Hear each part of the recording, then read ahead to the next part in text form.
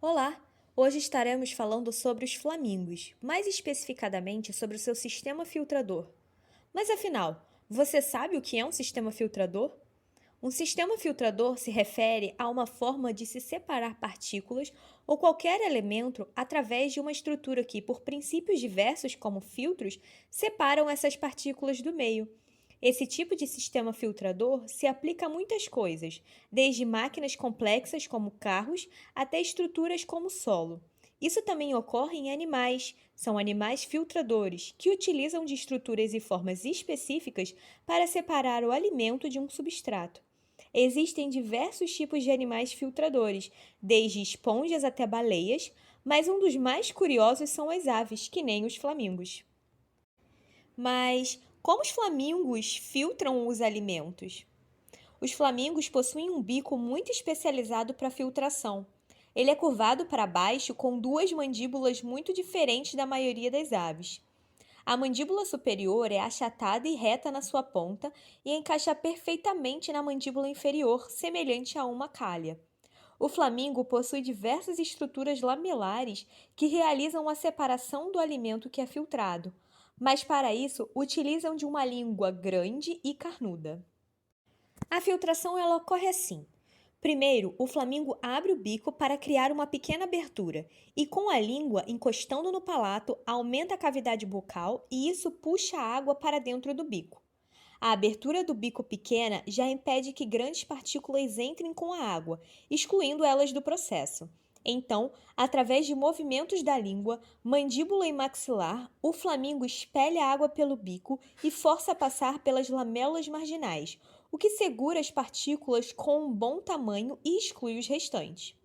Através dos padrões cilíndricos do movimento da mandíbula e língua, o alimento filtrado é então empurrado para a faringe, onde certas papilas empurram esse bolo alimentar para dentro do esôfago. Esse processo de deglutição pode até ser visto em movimento no pescoço em S do flamingo. Então, em resumo, os flamingos usam de uma espécie de bomba lingual que cria um fluxo de água pela boca deles para que passem pelas malhas lamelares. Esse movimento de filtração, além disso, pode até ser influenciado pelo próprio animal. Partículas filtradas que parecem não ser úteis na alimentação fazem com que fechem o bico para parar com o processo, perdendo o interesse rapidamente. Caso tentem filtrar partículas muito grandes por muito tempo, eles também param logo. Essa discriminação do tipo de partícula é feita principalmente pelo tamanho que passa pela abertura do bico e lamelas, mas também pode ser pelo gosto. Agora vamos entender sobre o sistema digestório.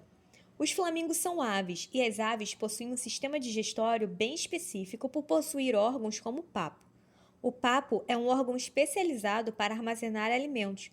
Inclusive, uma foto polêmica sobre sangue de flamingo é, na verdade, uma espécie de líquido nutritivo preparado no papo e que é usado para alimentar o filhote. O alimento armazenado segue para o proventrículo glandular, que possui diversas enzimas para realizar a digestão química desse bolo alimentar. Em seguida, passa para a moela, um ventrículo muscular que é responsável por triturar o alimento e aumentar a sua área de superfície para facilitar a digestão. Da moela, então, esse bolo parcialmente digerido e triturado passa para o intestino delgado, onde é mais digerido e finalmente absorvido pela parede intestinal. Mas o que o sistema digestório do flamingo tem a ver com a sua coloração rosa? Por muito tempo se acreditou que as penas dos flamingos eram rosa naturalmente. Entretanto, essa cor vem de secreções das glândulas uropidiais presentes nos flamingos. A secreção é repleta de óleos carotenoides que se acumulam nas penas e dão o tom rosa para a ave. Esses carotenoides são obtidos pelos flamingos através da alimentação, filtrando e se alimentando de pequenos crustáceos. Dentre os principais carotenoides para os flamingos, dois dos mais importantes são obtidos pela alimentação, e são as cantaxantinas e astaxantinas. Esses carotenoides, que são obtidos de crustáceos, são digeridos quimicamente e preparados ao longo do sistema digestório, para que no intestino delgado seus nutrientes sejam absorvidos e incorporados nas células do flamingo, e depois são secretados pelas glândulas uropidiais para dar a coloração rosa.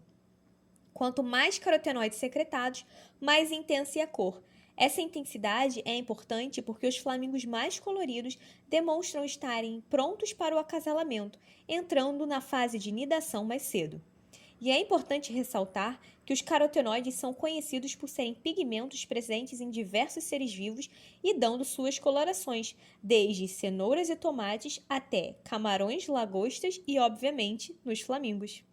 Essas são as nossas referências. Agradecemos pela atenção.